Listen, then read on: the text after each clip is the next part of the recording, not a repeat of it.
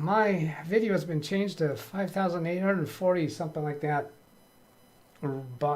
rate. I wonder if I got a streaming problem today. Oops, why am I even on that screen? That's the screen I'm supposed to be on when I say good morning. It's 9 a.m. straight up in California as January 30th, 2023 on a Monday. I got a good chuckle out of Brian Lightfoot over here that apparently was listening when I said that my mnemonic for Monday, or my dad joke for Mondays, is that it's Moan Day. Everybody has to go back to work or go back to school. So I got a few things on mind to talk about today. Where am I going to start? Well, let's go start with chat. A couple things here in chat worth responding to. And then hopefully I'm going to remember the other things I don't want to get to. Dennis saying that he's upgrading Windows 10 to Windows 11. Will it improve my Fortnite play? Stay tuned. I've heard that it does. I've heard that Windows 11 has got so many new advanced features and improvements that it will improve your gameplay. It improves the synapses connection between your brain, or between your eyes and your hands. So absolutely, I'd buy that. I think you're going to have a good experience with it. It says good morning. Not. I had to accept that my Windows is no longer supported by Microsoft. It has a first gen Ryzen 7 installed. I'm kind of reading between the lines there and think you're saying that your computer, the computer is no longer supported by Microsoft. Windows 10 is still supported. It has. So I think you're talking about he's got a computer that he's going to upgrade from Windows 10 to Windows 11. That's not officially supported by Microsoft. Hello, Mike Wojcik. Yeah, that was right. Selden has 32 degrees Fahrenheit and overcast. Jeff, good morning to you as well. Ken Stout, oh shoot, I better get Windows 11 installed ASAP. That's why you were not doing as well as you thought you should in Fortnite, right? Ken gave up on Fortnite. He uninstalled it. Oh, and the world is a sadder place. Windows 11 will give you better gas mileage also. Yeah, there you go. Tim Sal, hello. Dennis says, update, bad news, mouse isn't working. Working on it. I guess that means with your Windows 11, your mouse isn't working. And hello to Al Neal. Now, let's go look at something over here. I was surprised this morning to find when I went to the YouTube studio that it showed $1.99 here from Tony Wallow. I didn't see that there when I first came in here because I was over on this page. And it showed up here, chat revenue, $1.99. I went over here and looked in chat. Where is it? I don't see it anywhere.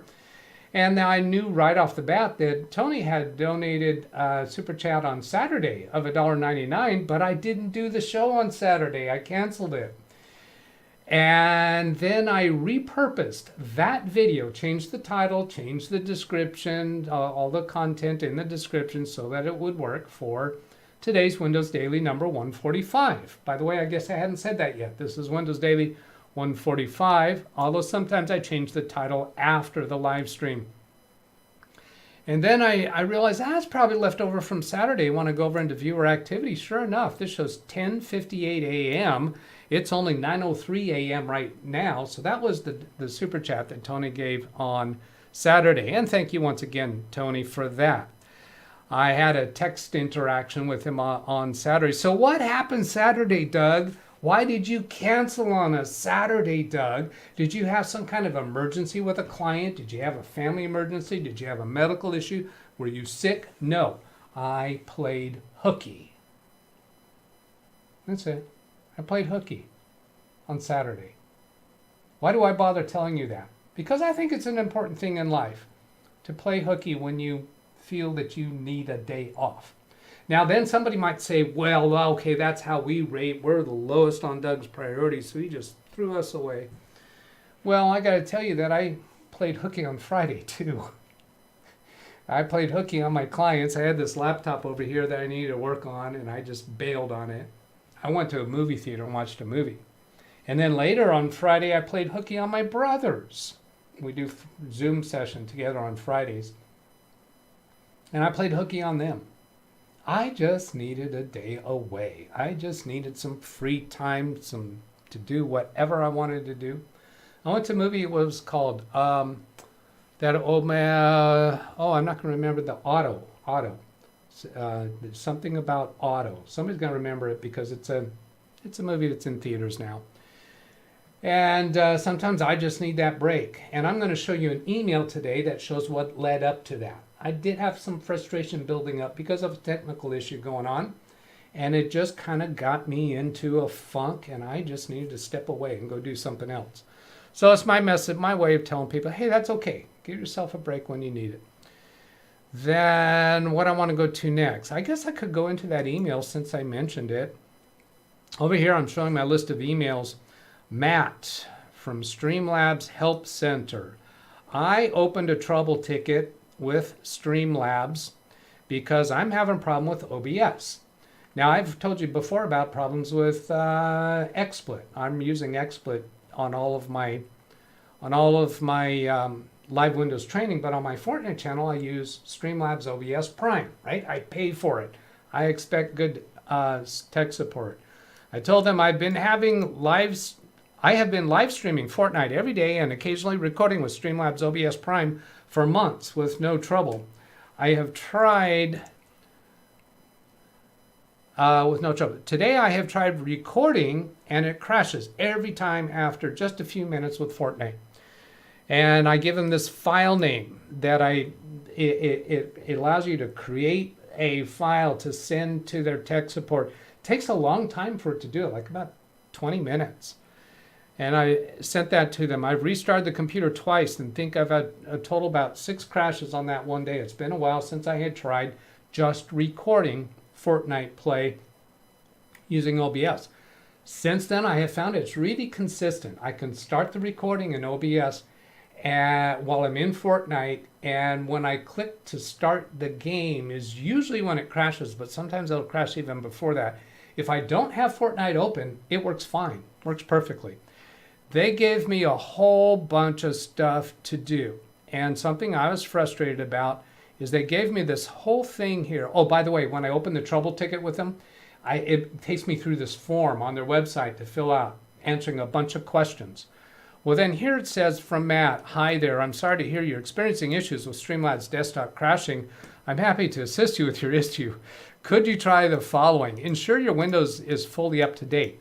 I already told them that it is on their form, on their website. I already told them it's up to date. I told them the specific version. I give them the decimal number of the version. I said I give Windows 10 Pro and 22H2, whatever it is, and the decimal number. I gave them that already, and they're telling me to check this. I already told them that my GPU drivers are up to date. That was on their web form. So it's frustrating to me that they sent back this thing that looks like a form letter that they would just send out to everybody and just tell them, go do all this stuff. And there's this stuff here. Try starting as administrator. Install this, and then if you get setup failure, do this, and open your file. It's just all this stuff. Try doing this. If you are still experiencing this, can you provide me with the following information? What version are you on? I already gave them that. I already gave them all of this, including the decimal number. What version of Streamlabs Desktop? I already gave them this. It was frustrating to me that I paid for the program and they're just giving me this form letter. Try this, try that, check this, check that. So I sent them an email back. Let's see, your request has been updated. So I'm scrolling up here further. Where is it? Oh, now I got to find where was, oh, here. Here's what I sent back to them. It's very frustrating to read this email from you. It looks like a copy and paste form letter. I have already provided items 1, 2, and 3 in my original support request, and you have not acknowledged that or looked at it. Is there actually a human being interacting with me about this? Question mark. And then he responds up here, and I was comforted to have this response. So let's look at these times. That's January 28th, 10:47. Down here was January 28th, 10:25. So it didn't take long for him to respond to me. He says, I apologize for the inconvenience. It was not my intention for it to look that way. These are the steps we ask users to double check and try for troubleshooting crashing issues. I do have the information you provided. If that info has not changed after troubleshooting, please disregard those requests. Well, this file that was sent to them has presumably a whole bunch of detail. I was hoping, against all hope, that they could look at that file and tell me what is the fix. But no, this is all generic. It was pointless for me to send that file to them. I'm obviously not getting any specific response to that file that was sent to them. Re-download Streamlabs desktop. Run the installer as administrator. Try starting as administrator. Install this Microsoft Visual C+. Open your firewall. IPv6 fix. It's just all, try this, try that. And it may be that one of those is the solution. I was just hoping for something more specific instead of me taking all that time. Do I really care about recording in OBS? Yeah, sometimes I do record my gameplay, and I can't do that now. So yeah, I have used that feature, but it's not something that I really need all the time. So that was on what was that? Thursday, I think. Yeah, January 28th was.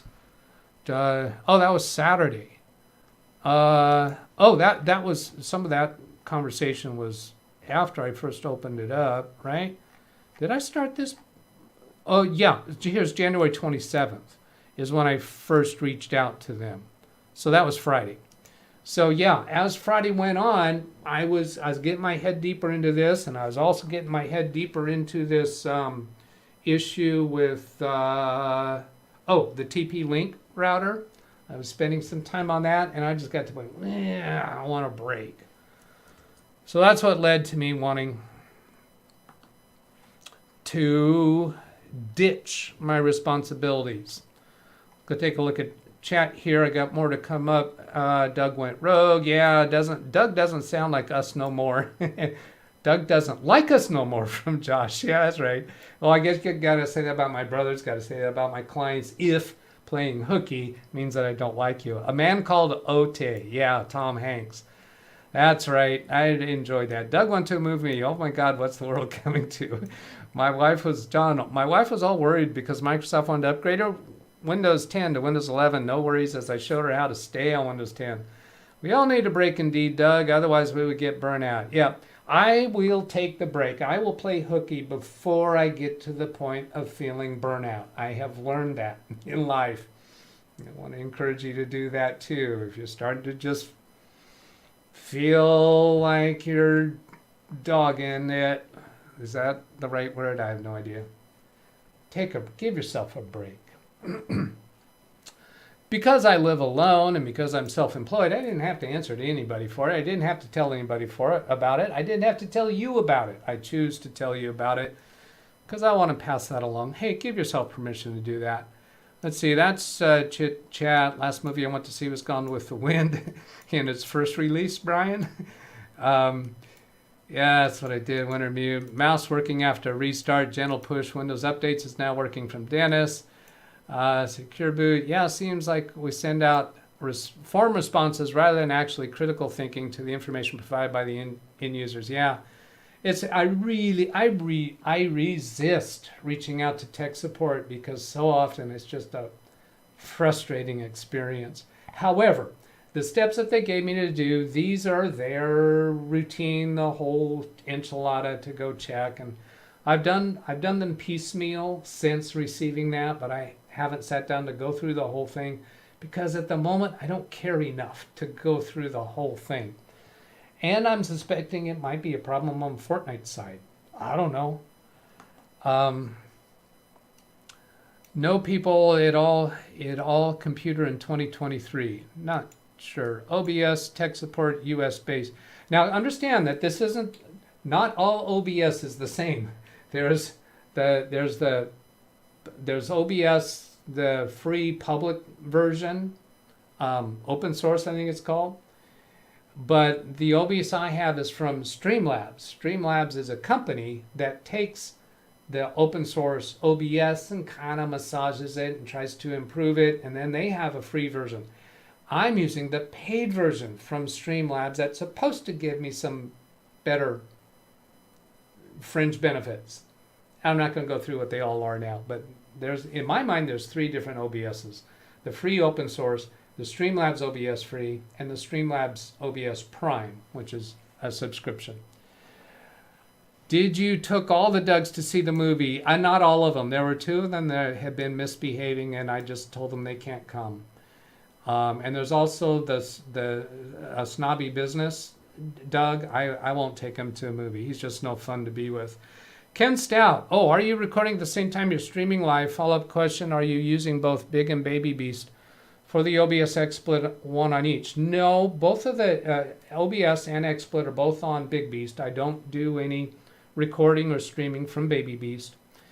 And I used to be recording at the same time live streaming. I turned that off a while ago, and I've kind of been wanting to turn that back on in XSplit.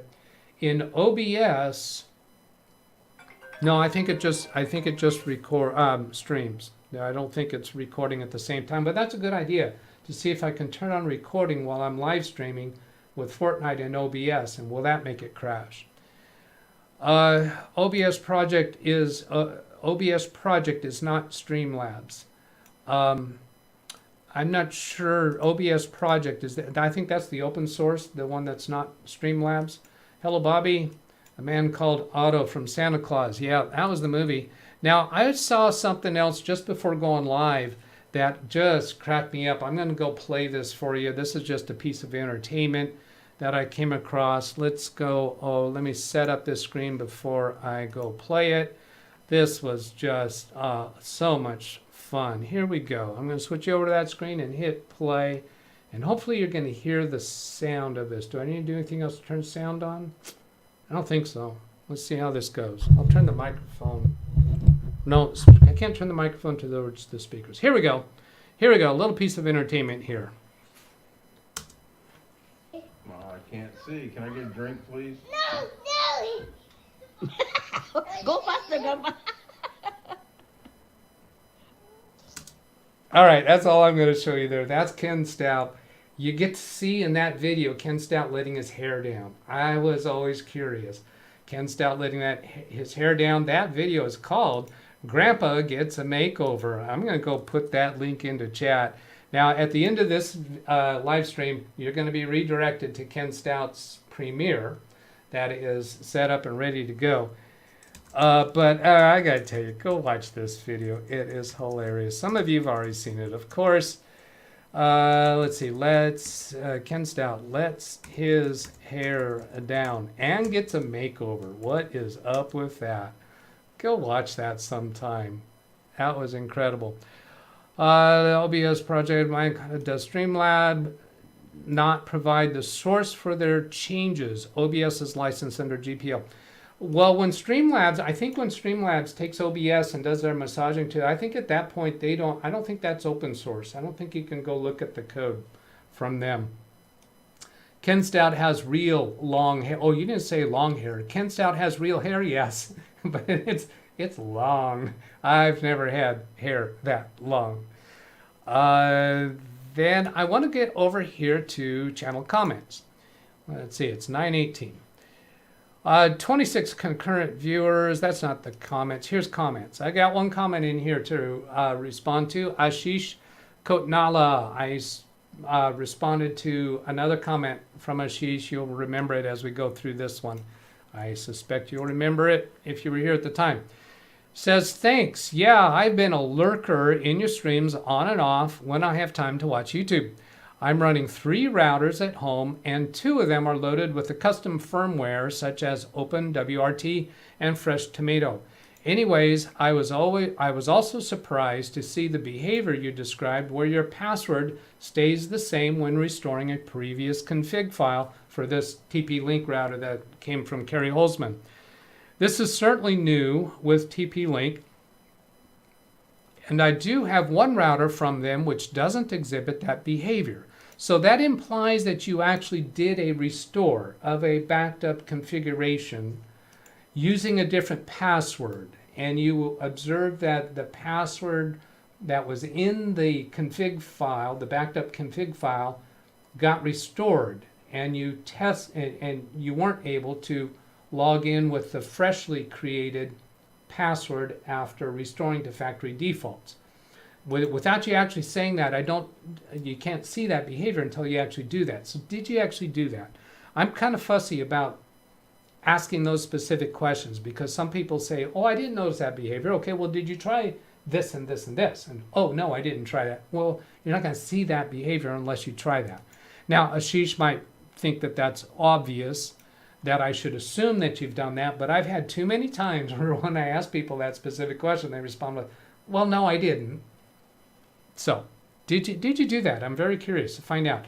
Did you back up the config file with a specific password, then do reset the modem with a different password, and then restore the backup file and find that the password that was saved with that config file did get restored?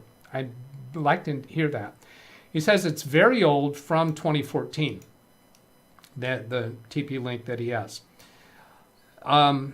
I also have a relatively new switch from TP-Link, and even that doesn't exhibit this behavior. So you tested it there too, right? So maybe this is a bug on the firmware for that specific router. I'm only curious. It doesn't really matter. Don't go bother yourself to try it unless you're interested. But I'm intrigued with that. Now, what's going on with the TP-Link router? I'm about ready to stop my efforts on it, but I've been experiencing more things that I thought would be true, but I wanted to go experience these things. So I'm going to show you a little bit about that. I have this set up over here. Let me get to a different scene in XSplit, if this will move for me here. So this is a scene where on the right hand side of the screen I have the SCC computer. On the left hand side of the screen I have Baby Beast. Now I'm not going to spend a whole lot of time here, but just to point out to you that here's what was going on with the TP-Link router. On this line, right, oh, you can't see my mouse there. Yeah, here you should be able to see my mouse in the bottom right quadrant. DOS, denial of service protection, warning, UDP, flood attack. I can make this happen simply by having Baby Beast play multiple different videos at the same time from YouTube. I don't have to be uploading video, which is what Carrie's client was doing. I can get an exact date and time of the failure. Now, this date and time is a recent one. This only happens if I have the security. Let's see, get over to this security tab, system log, reboot schedule, firmware diagnostics. Oh, up here further. If I have security settings set for, oh, it's going to make me put in the new password. If you ever need this, it's password 123 if you ever try to log into this TP-Link router that I have. Of course, you got to type it right. Capital P, ASSWORD 123. Then you can display the password and make sure you typed it right. Of course, I'm never going to have this exposed to anybody or public or anything. And then when I come over to, oh, I got to get to the advanced tab and then security down here. It's 923 right now. So then on the security tab and go to settings, I have to have UDP flood attack on high, and I have seen it happen when it's on low, but that's when I will get this flooding circumstance. And it will at that time shut off Baby Beast, to where Baby Beast on the left hand side of your screen loses internet connection. This network icon down here changes to the wireframe globe. But this piece up here is what I want to tell you about. This is process monitor.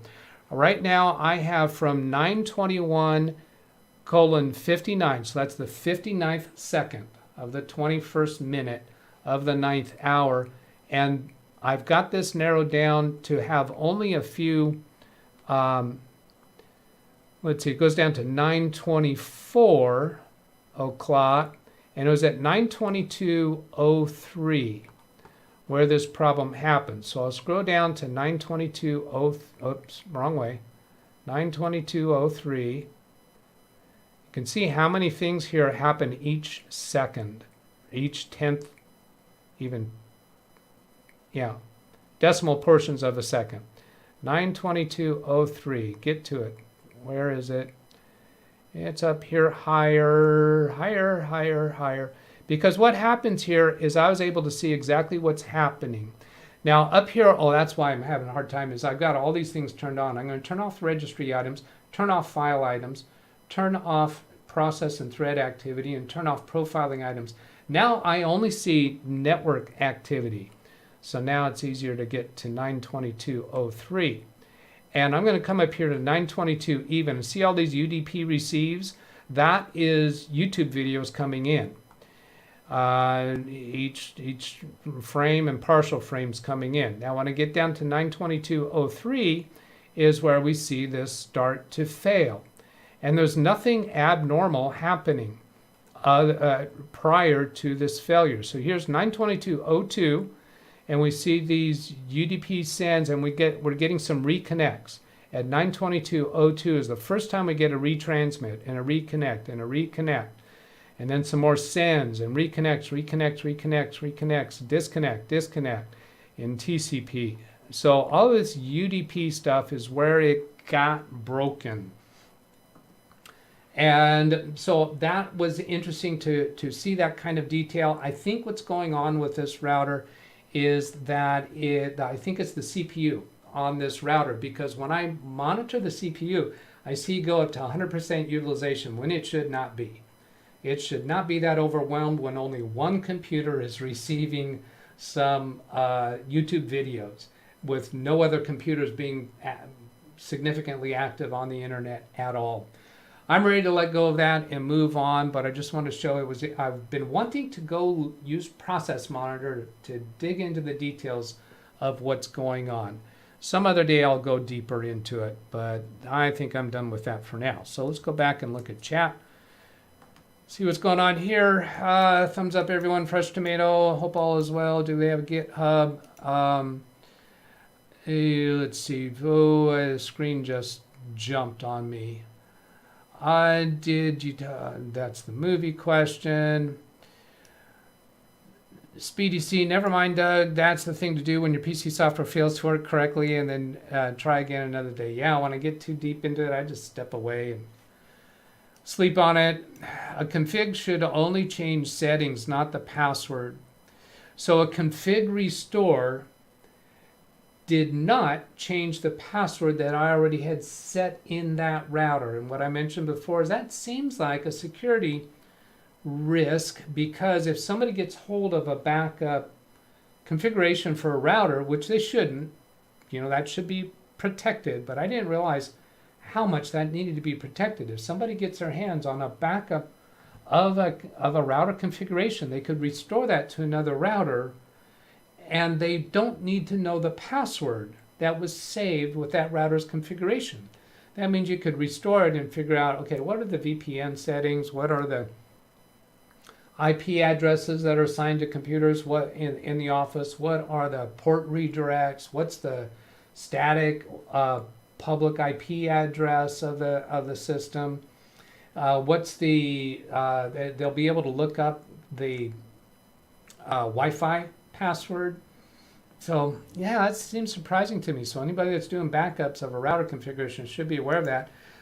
Now, is that what Gary was saying, that config should only change the settings, not the password? I'm thinking the password should be stored with the configuration, so that when you restore it, you have to know that password to get into it.